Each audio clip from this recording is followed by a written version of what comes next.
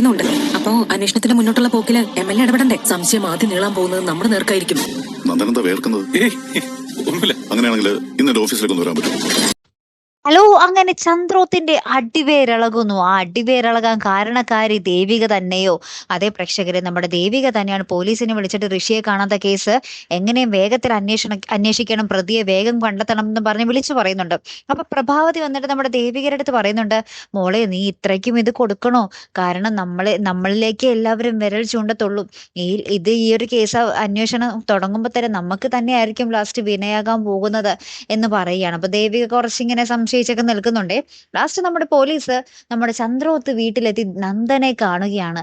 എന്നിട്ട് നമ്മുടെ നന്ദനോട് പറയുന്നുണ്ട്, ഒരു മാൻ മിസ്സിംഗ് കേസുമായിട്ട് എന്താ പറയാ, അതുമായിട്ട് സംബന്ധിച്ച് ഞാനിവിടെ വന്നതാണ് എന്ന് പറയാം. അപ്പൊ തന്നെ നമ്മുടെ നന്ദൻ കുടുകുടാ വേർക്കാൻ തുടങ്ങി. അപ്പൊ നമ്മുടെ പോലീസുകാരൻ പറയുന്നുണ്ട്, ആ സാറ് നന്ദനോട് പറയുന്നുണ്ട്, താൻ എന്തായാലും എൻ്റെ ഓഫീസ് വരെ ഒന്ന് വരണം എന്ന് പറയുകയാണ്. അപ്പൊ നന്ദൻ ഒരു ഒന്നൊന്നര ഞെട്ടുന്നുണ്ടേ.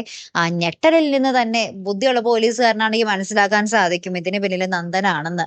എന്തായാലും നന്ദനെ ഒന്ന് കൊടയാൻ തന്നെ ആയിരിക്കും സാധ്യത, അല്ലെ? കാത്തിരിക്കാട്ടോ. അപ്പൊ അടുത്തൊരു വീഡിയോയുമായി വരുന്നത് വരയ്ക്കും ഹെറാം ദി മലയാളി സൈനിങ് ഓഫ്.